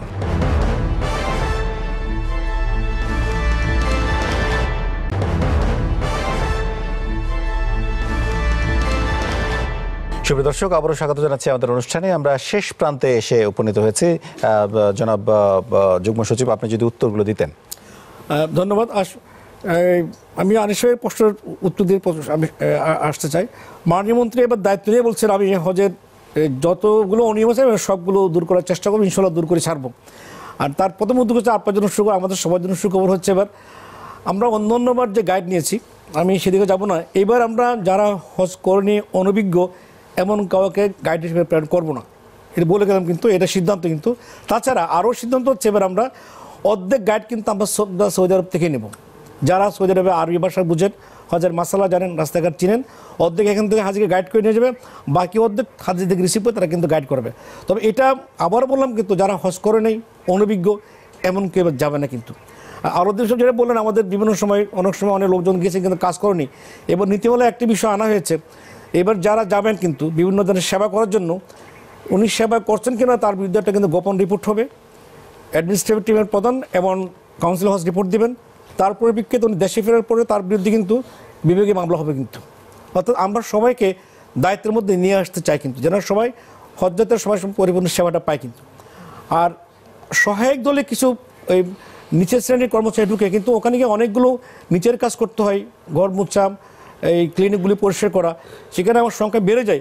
এবারও সেখানে আমরা চেষ্টা করবো ওদেরকে আর যাওয়ার সময় আনার টিকিট নেবো। তো আপনি যদি ক্লিনারের কাজ করতে পারো, ক্লিনারের কাজ করতে পারো, তা আমি তারপরেও নেবো। কিন্তু এবং অন্যান্য বোর্ডটা আমরা আসতে নিয়ে নিতাম, কিন্তু এবার আরেকটা শৃঙ্খলা আনার কিন্তু উদ্যোগ নেওয়া হয়েছে, আমরা এবার নিব না। কিন্তু এবার আমরা বলবো কিন্তু মন্ত্রণালয়কে, যে কোনো একটা যারা আমরা হস্তশীল মন্ত্রণালয় ওদের কাছে লোক নেব এবং বলে দেবো আপনি এমন লোকজনকে পাঠান যিনি দায়িত্বশীল হবে, যিনি কাজ করবেন, এবং যার কাছ থেকে কাজ কিন্তু আদায় করা যাবে। লোকটা কিন্তু আপনারা সিলেক্ট করে দেন, আমরা কিন্তু কোনো সিলেক্ট কিন্তু আমরা করবো না। উদ্যোগ নিচ্ছি ইনশাল্লাহ, আপনারা আমরা যদি আপনাদের সহযোগিতা পাই, আমরা ইনশাল্লাহ আমরা সফল হবো। হজের ব্যবস্থাপনা উন্নতির জন্য কাজ চলছে, চেষ্টা করে যাচ্ছেন, কিন্তু এই চেষ্টাটা আসলে আমরা যতবারই যেমন গত বছরও আমরা যখন হজ বিষয়ক যখন আমরা এই আলোচনা করি তখনও কিন্তু একই কথাই বলা হয়েছিল। এখানে যিনি আপনার জায়গাতে যিনি এসেছিলেন মন্ত্রণালয় থেকে প্রত্যাশা তো থাকবেই, কিন্তু প্রত্যাশা অনুসারে আসলে আউটকামটা কি সেটাই হচ্ছে বিষয়। আমরা সবশেষে দেখেছি যে 17টি এজেন্সিকে কালো তালিকাভুক্ত করা হয়েছে, তাদেরকে জরিমানা টাকা দিতে বলা হয়েছে, সেই টাকাও তারা দেয়নি এবং সে কারণে আপনারা আবার একটি পত্র জারি করেছেন। তাহলে এই যদি হয় অবস্থা, তাহলে কি তারা ধরাছোঁয়ার বাইরে, বা তাদেরকে তাদের ব্যাকিংটা তাহলে তারা কে দিচ্ছে? আসলে আমাদেরকে তো নিয়ম মোতাবেক অগ্রসর হতে হয়। গত বছর ছিল 17 জন, আরও আছে কিন্তু যারা জরিমানার টাকা দিয়ে দিয়েছে, কিন্তু এই বছর আমরা আরও অ্যাকশন নিচ্ছি। আপনি হয়তো জানবেন, আমরা যখন অ্যাকশন নেই তখন তারা যদি কোনো প্রসিজারে ভুল হয় ওরা কিন্তু কোর্টে যায়, কিন্তু যখন কোর্ট বলে আপনার তো নিয়ন্ত্রণভাবে আপনি কিন্তু এগুন নেই, তো আমাকে একবার তাদেরকে ইনকোয়ারি করতে হচ্ছে, একবার সহজ করতে হচ্ছে, আবার রিপোর্ট দিতে হচ্ছে, রিভিউ করতে হচ্ছে, এরপর আমাদের আইন নেই, কিন্তু আইনটা আমাদের করতে হচ্ছে। যখন আমরা সব কিছু গুছিয়ে ফেলবো না, ইনশাল্লাহ হয়তো সফলতা হয়তো আমরা দেখে যাবো না, কিন্তু হয়তো পরজনে কিন্তু সফলতা নিশ্চয় দেখবে। আমরা তো এটা আপনি জানেন, গত বছর আমরা যেখানে অভিযোগ পেয়েছিলাম প্রায় 200-র বেশি, সেটা বছর কিন্তু প্রায় কম আসছে কিন্তু 100-এর মধ্যে।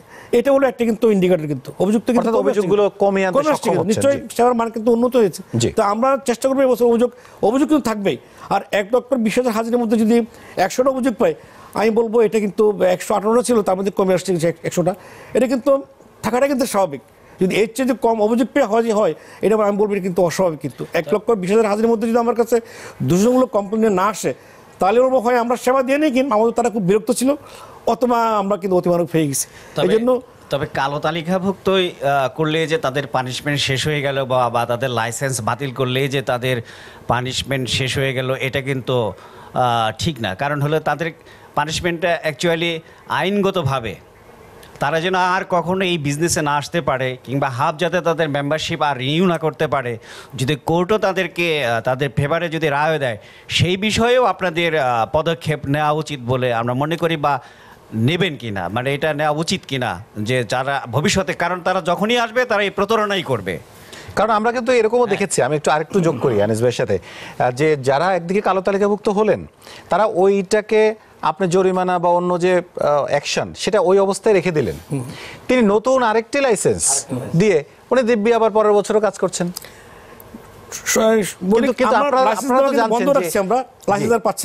সেটা ঠিক আছে, এখন হচ্ছে না, আর আদালতে এর আগে তো এটা হতো। এটা কিন্তু আমরা কিন্তু বন্ধ করেছি, লাইসেন্স আমরা দিচ্ছি না কিন্তু। আর যারা আপনি 48 বছর কিন্তু কোনো আইনজীবী আমাদের মন্ত্রণালয় ছিল না, কিন্তু আমরা মামলায় করতাম, আমরা পাঠিয়ে যেতাম সলিসিটর অ্যাটর্নি জেনারেল মহোদয় কাজ করতেন। অনেকগুলো মামলা তো হয়তো তদবির হিসেবে হতো না। এবার যে কারণে আমরা মন্ত্রণালয় থেকে একজন আইনজীবী নিয়োগ আমরা করেছি। আমরা সবগুলো আমরা শুনানি করতেছি, জবাব দিচ্ছি, আমরা সবগুলো আমরা প্রতিযোগিতা করবো। এবং এই সপ্তাহে আমাদের কিন্তু একদিনে 30টা আমরা কিন্তু হাইকোর্টে কিন্তু শুনানি হবে। অ্যাটর্নি জেনারেল মধ্যে এত বেশি আমাদের সহযোগিতা করছেন, এবং আমরা কোর্ট থেকে মহামান্য আদালত থেকে আমরা সহযোগিতা পাচ্ছি। তারা বলছে আমরা 71-এ একদিনে সবগুলো আমরা শুনবো। কেন আমরা এতদিন পেন্ডিং ছিল, এবং এতদিন তো আমাদের আইনজীবী ছিল না, তো আমরা আইনজীবী নিয়োগ করেছি।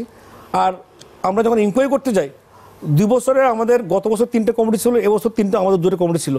হাওয়ের পক্ষতে বলবো, হাওয়ের যে মহাসচিব সেখানে আছেন, আমরা যে অ্যাকশন নিচ্ছি কিন্তু ওদের কাছে কোনো তদবির আমরা কিন্তু পাইনি। আমাদের সদস্য একটু অন্যভাবে দেখেন, আমরা এই ধরনের তদবির পাইনি। আমাদের কমিটি কিন্তু ইম্পার্শিয়াল, তারা ইনকোয়ারি করছে, আমরা সেগুলো কিন্তু ব্যবস্থা দিচ্ছি। আর দিবস সাহেব একটা প্রশ্ন হচ্ছে কিন্তু যারা কালো তালিকাভুক্ত, আসলে আমরা প্রতি বছরের শুরুতে আমরা কাজ করি, যখন হজে যাওয়ার জন্য আমাদের অ্যারেঞ্জমেন্ট শুরু হয়, আমাদের প্রায় 1500 এজেন্সি আছে, কিন্তু আমরা ঠিক করি কারা যেতে পারবে, তার গভর্নমেন্ট ট্যাক্স কিন্তু পরিশোধ করা আছে কিনা, আমরা হজ অফিস আমাদের মন্ত্রণালয় ট্যাক্সগুলো পরিশোধ করা আছে কিনা, যে তার কাছে ট্রাভেল লাইসেন্স তার আপডেট করা আছে কিনা, আমরা ব্যাংক ডেপ্ট আমাদের কাছে আছে কিনা, তার বিরুদ্ধে কোনো মামলা আছে কিনা, কোনো অভিযোগ আছে কিনা, এই সবগুলি বাছাই করে দেখি। যাদের বিরুদ্ধে নাই ওদের তালিকা আমরা কিন্তু প্রকাশ করি, আর যাদেরকে এগুলো কোনো কিছু নাই আমরা তাদের নাম তালিকা আমরা কিন্তু প্রকাশ করি না। এবছরে দেখবেন আমাদের 2টো তালিকা গেছে, কিন্তু এরপর হয়তো যখন তালিকা প্রকাশ করার পরে কেউ বলে আমার তো কাগজ ছিল দেন নাই, আবার জমা দেয়, 1বার 2বার 3বার 4বার আমরা হয়তো এগুলো প্রকাশ করি। আর যাদেরকে আমরা দিলাম না, ওরা এমন নয় যে কালো, ওদের হচ্ছে আমরা বলি শাস্তিপ্রাপ্ত কিন্তু এজেন্সি। তো আমরা পর্যায়ক্রমে চেষ্টা করবো যারা শাস্তিপ্রাপ্ত এজেন্সি, এটা কিন্তু নীতিমালায় বলা আছে, আমরা আইনেও নিয়ে আসবো, উনি যেন কোনো অবস্থাতে কোনো নামে আর হজের এবং আমরা কোনো প্রকার লাইসেন্স না পাই। সেটা কিন্তু একটা বিষয় আমি বলতে যাচ্ছি, সেটা হলো যে শাস্তি ব্যবস্থা অবশ্যই, আপনি অপরাধ করলে অবশ্যই শাস্তি হবে, তাই না? কিন্তু শাস্তি কিন্তু মানে সমাধান নয়। হ্যাঁ, যদি আমি আন্তরিক না হই ওই ক্ষেত্রে কিন্তু বারবার শাস্তি দেওয়া হলো কিন্তু আমি অপরাধটা করতেই থাকবো। এখানে হাবের যিনি নেতৃবৃন্দ আছেন সেটা হলো যে যারা হজে যান তারা তো আল্লাহর মেহমান। আমাদের মাননীয় প্রধানমন্ত্রী কিন্তু হজের ব্যাপারে, হজ যাত্রীদের ব্যাপারে আমরা বরাবরই দেখেছি খুবই আন্তরিক এবং খুব উনি দয়াবান, যে আমরা দেখেছি। কারণ যারা হজে যেতে পারেন না তাদের ব্যাপারেও কিন্তু উনি নিজের উদ্যোগে কিন্তু হজে পাঠানোর ব্যবস্থা করেন। যেহেতু বেসরকারিভাবে হজ যাত্রীদের সংখ্যা বেশি এবং মূলত হাবের পক্ষ থেকেই এটা পরিচালনা করা হয়ে থাকে, হাজিরা যান। হ্যাঁ, আপনার কাছে আমার আসলে একটু আপনার অনুভূতিটা জানতে চাচ্ছি যে আসলে আমার প্রশ্নটা হলো যে আপনি বলেন যে আসলে কিভাবে এই অনিয়মগুলো বন্ধ করা সম্ভব, আল্লাহর মেহমানরা ঠিক কিভাবে মক্কা শরীফে যাবেন, হজ করবেন, দেশে ফিরে আসতে পারবেন, এটা আপনারা কিভাবে সমাধান করবেন? আপনারাই পারেন আমি মনে করি, একটু বলবেন। যে আমি একটু এটার সাথে আরেকটু যোগ করি, সেটা হচ্ছে যে এই যে মোয়াল্লেম সার্ভিস নামে একটি যে সার্ভিস চালু আছে, সেটি কি বাংলাদেশের কোনো একটি পার্টকে দিয়ে দিলে সেটি সম্ভব কিনা, নাকি এটি সৌদি আরবের কাছ থেকেই আমাদেরকে নিতে হবে? তাহলে তো সেখানে আমরা একটা বড় খরচ বেঁচে যেতে পারে। Thank you. মোয়াল্লেম সার্ভিস সৌদি আরব থেকে নিতে হবে। মূলত আমি বাবলুভাইয়ের উত্তরে আসছি, তার আগে এটা একটু দিয়ে দিই যে সৌদি আরবের মূল হজের যে কার্যক্রম, 8ই জিলহজ জোহরের নামাজের পূর্বে হজযাত্রীকে মিনায় উপস্থিত হতে হবে এবং তিনি এখানে জোহর পড়বেন, আসর, মাগরিব, এশা পরে, ফজর পরে তিনি আরাফার উদ্দেশ্যে রওনা হবেন। আরাফায় জোহর আসর পড়বেন, মাগরিব পড়বেন না, মুজদালিফায় যাবেন। মুজদালিফায় মাগরিব একসাথে পড়বেন, মুজদালিফা থেকে তিনি আবার মিনে আসবেন। মিনে তিনি পরবর্তী 3 দিন আবার এখানে মিনে তিনি যাপন করবেন, থাকবেন। এই পুরা হজের আসলে এই পুরা প্রক্রিয়াটা যারা কন্ডাক্ট করে, যারা এটার সার্ভিসগুলি এনশিওর করে, প্রোভাইড করে, তাদেরকে বলা হয় সৌদি মোয়াল্লেম। তারা সেখানে আপনার তাঁবু দিবে, খাবার দিবে, গাড়িগুলিও তাদের তত্ত্বাবধানে আসে। অর্থাৎ মূল হজের কার্যক্রমটি তারা করায় এবং এটা তাদের সৌদি সরকারের আইন, এটার বাইরে করার কোনো সুযোগ নেই। আর আপনি যেটা বলেছেন এটা ব্যাপক অর্থে, যে আপনি যথার্থই বলেছেন, শাস্তি দিয়ে ইত্যাদি ইত্যাদি, এইভাবে কিভাবে এই সমস্যাটি সমাধান করা যায়, একটি ভালো হজ ব্যবস্থাপনা আমরা কীভাবে আনতে পারি। দেখুন, এটা স্তরে স্তরে কিন্তু এটার আপনার গুণগত একটা পরিবর্তন হয়। আনিস ভাই একটু আগে একটি বিষয় অবতারণা করেছিলেন যে হজযাত্রীদের ব্যাগ। আপনি দেখেন, ইচ্ছাটা হলো বড় বিষয়। হজযাত্রীদের অনেক কিছু লাগে, ওনার বই লাগবে, ওনার ব্যাগ লাগবে, ওনার এহরামের কাপড় লাগবে, ওনার আরও কত কিছু লাগতে পারে। কেউ যদি এখন একটা প্রশ্ন তুলে যে হজযাত্রীদের এহরামের কাপড় এটা প্রত্যেক হজযাত্রীকে কিনতে হয়, দরকার কি খোঁজাখুঁজি করে কিনা, এটা হজ প্যাকেজের মধ্যে ঢুকিয়ে দেই, তা আমরা প্রত্যেক হজযাত্রী যাওয়ার সময় এহরামের কাপড় দিয়ে দিব। যিনি হয়তো ভাবতে পারেন এটা এরকম চিন্তা করে যে কষ্টটা করবো হজযাত্রী, একসাথে যদি কিনে ফেলি দামটাও কম পাওয়া যাবে, তার পয়সারও হইলো এবং কমফোর্টেবল একটা ফুল 100% কটনের একটা কাপড় ওনাকে দিতে পারলাম, তিনি হয়তো একসময় ভাবলেন। কিন্তু পরবর্তী সময় আরেকজন এসে ভাববেন, আরে এটা তো দেখি খুব মজা, 1,27,00,000 লোকের এহরামের কাপড় সরবরাহ, এটার মধ্যে তো ব্যবসা আছে। তাহলে দেখেন দৃষ্টিভঙ্গির পার্থক্যের বিষয়। একইভাবে হজ যাত্রীদের জন্য ব্যাগের প্রথা প্রবর্তন করেছিলেন মাননীয় প্রধানমন্ত্রী, যে ইউনিক একটা ডিজাইন এবং এটার মধ্যে বাংলাদেশের জাতীয় পতাকা খচিত থাকবে, এটা কোথাও হারানো যাবে না, হারাতে গেলে হজযাত্রী এটা বাংলাদেশের এয়ারপোর্টগুলিতে হারিয়ে গেলেও বাংলাদেশ সরকারের আমাদের কনসুলেট অফিসে পাঠিয়ে দেবে সৌদি কর্তৃপক্ষ। তার মানে কনসুলেটে গেলে এটা আবার তারা আমাদের দেশে পাঠাবে, মানে এটা একবার হারানো যাবে না, এরকম একটা আইডেন্টিটি। এটা আমাদেরকে অনেক কিন্তু সুনামও দিয়েছিল, এটা আমাদের বাংলাদেশে মাননীয় প্রধানমন্ত্রী যথার্থ করেছিলেন। কিন্তু পরবর্তীতে এসে দেখেন কিছু লোক ভাবা আরম্ভ করলো যে এখানে তো দেখি অনেক মজা, আপনি প্রায় 30-40 কোটি টাকার পারচেস, হ্যাঁ, তো এইটার মধ্যে তো তখন যারা এটার মধ্যে ক্রিম খোঁজা শুরু করে দিলেন, উদ্দেশ্যটা কিন্তু মহৎ ছিল, কিন্তু পরবর্তীতে ক্রিম খুঁজতে গিয়েই এখন সেই ক্রিম খোঁজা বন্ধ করা যে কি কঠিন কাজ ছিল, এটা একটা যুদ্ধ ছিল, মহাপ্রলয়। আমি খুবই ছোট মানুষ, ক্ষুদ্র, এত প্রলয় এত যুদ্ধের মধ্যে আমি খুবই ছোট মানুষ। আমি আপনাকে শুধু একটি তথ্য জানাতে চাই, হাবের দায়িত্ব গ্রহণ করে হাবের মোটামুটি কথিত আছে যে সকলের একটা ইচ্ছা থাকতো ব্যাগ কেনার দায়িত্বটা কখন পাবো। আর আমরা এসে বর্তমান হাব এসে আমি প্রথম ধর্ম বিষয়ক মন্ত্রণালয় যে পত্রে স্বাক্ষর করেছি তা ছিল ব্যাগ ক্রয়ের দায়িত্ব নিতে অপারগতা। তাহলে এই যে দৃষ্টিভঙ্গির পার্থক্য, পরবর্তীতে আমাদের যুদ্ধ করতে হয়েছে আমাদেরকে যে না এটা রাখা যাবে না, এটা বন্ধ করতে হবে। রাখলে কিন্তু যিনি সুযোগ সন্ধানী, যদি আমিও সুযোগ সন্ধানী হইতাম আমিও লাভবান হইতাম, কিন্তু না, আমি মনে করেছি এটা উচিত নয়, এটা চিরতরে বন্ধ হবে। এবং ধর্ম বিষয়ক মন্ত্রণালয় তখন সহযোগিতা করেছে, কিন্তু উদ্যোগটা ছিল হাবের আমাদের। আমরা সেই উদ্যোগ নিয়ে কিন্তু ব্যাগ একেবারেই, এখন আর কোনো ব্যাগ নাই, এখন আছে কি ব্যাগ যার হাজি।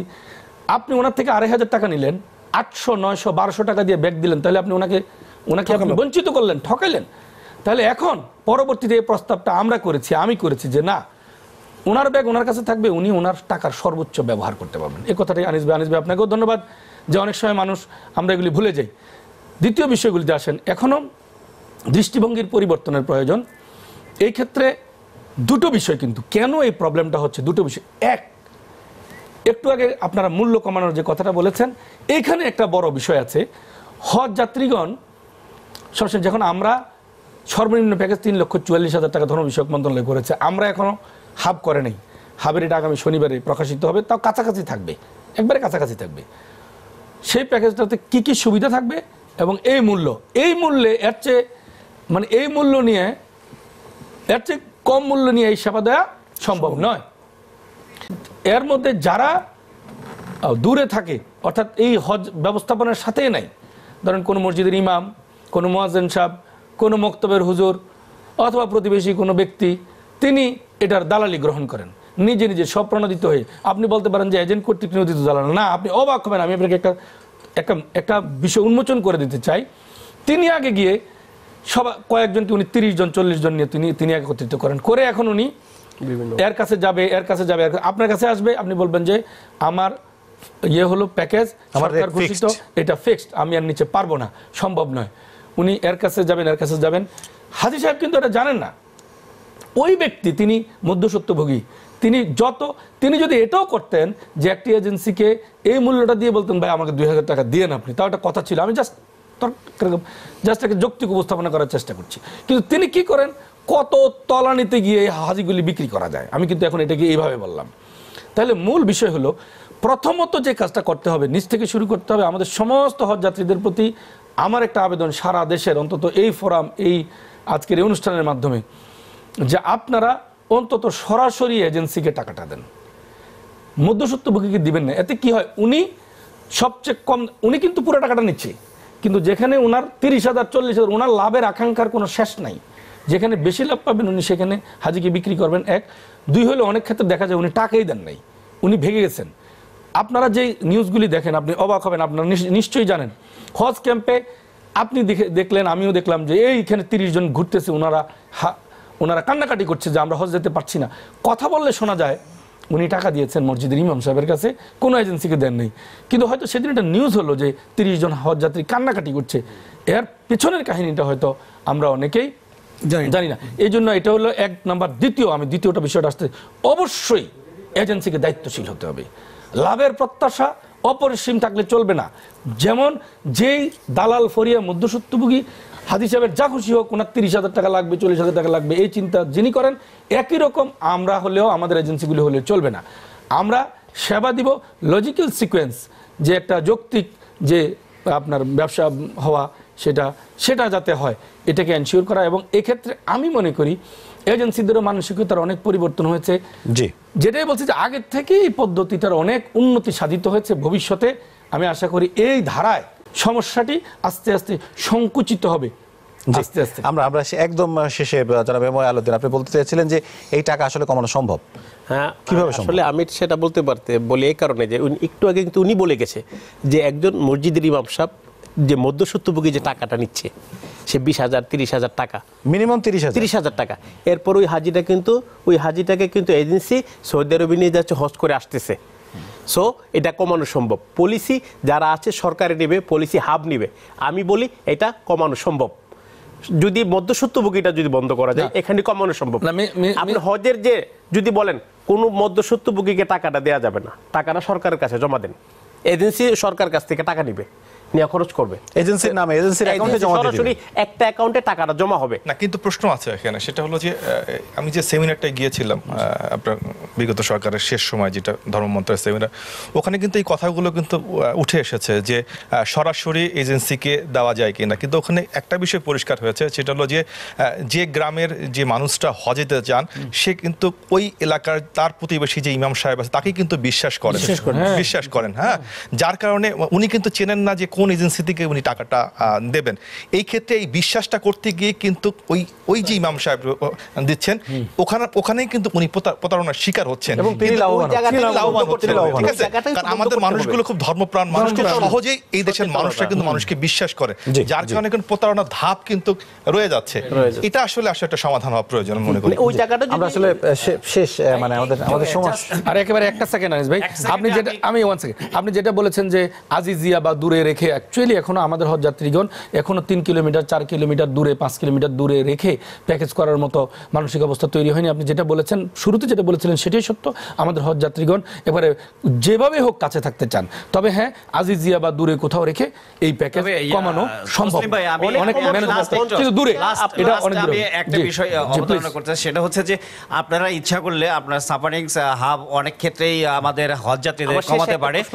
বিশেষ করে যে জিনিসটা মানে সবসময় আমরা দেখি যে আবার সেই ঘুরে ফিরে আমি বিমানে যাচ্ছে যে টিকিট সিন্ডিকেট একটা, সেটা হচ্ছে কিছু হজ এজেন্সির লোকজন বা হাবের লোকজন এটার সাথে জড়িত, এই জন্য ফ্লাইট ক্যান্সেল হয়ে যায়। কারণ প্রথম দিকে তারা টিকিট কাটে না, শেষের দিকে টিকিট কাটে, এই জন্য তখন তারা হুড়ো লেগে যায় আর প্রথম আমাদের ফ্লাইটগুলো খালি চলে যায়। এই বিষয়গুলো আপনারা অ্যাড্রেস করতে পারলে আমার মনে হয় যে সব দিক দিয়ে আমাদের হজ যাত্রীদের সাফারিংস কিছুটা কমবে, সেটা আপনারা এই বিষয়ে আপনারা একটু থ্যাংক ইউ। এখন কিন্তু এখনকার বর্তমান হাবের কেউ আপনার এই টিকিট সিন্ডিকেশনের সাথে জড়িত নয়, বরং আমরা প্রস্তাব করে যে টিকিট দিতে হবে সরাসরি হজ এজেন্সিকে, এটা এনফোর্সড হয়েছে লাস্ট ইয়ারে। বিমানের সমস্ত টিকিট সরাসরি হজ এজেন্সি, মানে মাঝখানের কোনো অন্য আরেকটি এজেন্সিকে, একটা ট্রাভেল এজেন্সিকে টিকিট দিয়ে দিবে সব, অথবা 10 টাকা দিয়ে দিবে, আর এই 10টা আবার হজ এজেন্সির কাছে বিক্রি করে, মাঝখানে টিকিটের মূল্য বৃদ্ধির কারণে পে করতে হবে হাজি সাহেবকে। এটা যাতে না হয়, আমরা বহু আন্দোলন, এটা আমাদের আন্দোলন সংগ্রাম এবং আমাদের উপস্থাপনার ফসল যে গত বছর থেকে টিকিট সরাসরি এজেন্সি পাচ্ছে, যদিও সৌদি এয়ারলাইন্স দিচ্ছে না। এবছরও সৌদি এয়ারলাইন্সকে সর্বোচ্চ রকমের প্রেশার করা হচ্ছে। আমি আশা করি বেসামরিক বিমান চলাচল মন্ত্রণালয়, ধর্ম মন্ত্রণালয় এবং মাননীয় প্রধানমন্ত্রীর কার্যালয় সকলে সম্মিলিত এবং হাব সবাই মিলে এটা পুরো দুটি এয়ারলাইন্স এবং যারা হজ পরিবহনের দায়িত্বে থাকবেন তারা সকলে সরাসরি এজেন্টকে টিকিট দিবেন, তাহলে মধ্যস্বত্বভোগী টিকিটের থেকেও মূল উৎকট হলো। আমরাও আপনার এই আশাবাদে আমরাও আশান্বিত হতে চাই যে হজ যাত্রীদের যেন আর কোনো দুর্ভোগ না থাকে। আপনাদের সবাইকে আজকের এই আলোচনায় অংশগ্রহণ নেওয়ার জন্য আপনাদের সবাইকে ধন্যবাদ জানাচ্ছি। সুপ্রিয় দর্শক, হজব্রত পালনে যারা যেতে চান তাদের কাছে টাকা কোনো বিষয় নয়, তার কাছে প্রধান বিষয় হচ্ছে আল্লাহর ঘর তিনি দেখবেন এবং তিনি সেখানে দোয়া প্রার্থনা করবেন নিজের জন্যে এবং সবার জন্যে। তবে যেসব জায়গাতে যারা এই হজ নিয়ে যারা ব্যবসার মানসিকতা পোষণ করছেন তাদেরকে বুঝতে হবে যে সব জায়গায় ব্যবসা চলে না। হজ যারা প্রতিপালন করবার ক্ষেত্রে মনিটরিং করেন সেই ধর্ম মন্ত্রণালয়ের কর্মকর্তাদেরও বুঝতে হবে যারা অনৈতিক ব্যবসা বাণিজ্য করতে চাচ্ছেন তাদের লাগাম কিভাবে টেনে ধরতে হয়। শুধুমাত্র কালো তালিকাভুক্ত করেই যে সমাধান সম্ভব নয় তা নিশ্চয়ই আলোচনায় আপনারা বুঝতে পেরেছেন। তবে সরকারের যে সদিচ্ছা, সেই সদিচ্ছা থাকলে এই হজ ব্যবস্থাপনায় টাকা অনেকাংশে কমিয়ে আনা সম্ভব। হজ যাত্রা নির্বিঘ্ন হোক এমন শুভ প্রত্যয় জানিয়ে শেষ করতে চাই আজকের এসএটিভি সংলাপ। এসএটিভি সংলাপ প্রচারিত হয় প্রতি বৃহস্পতিবার রাত 11:30টায় এবং পুনঃপ্রচার হয় শুক্রবার সকাল 9টায়। সবাই ভালো থাকবেন, সুস্থ থাকবেন, এসএটিভির সঙ্গেই থাকবেন।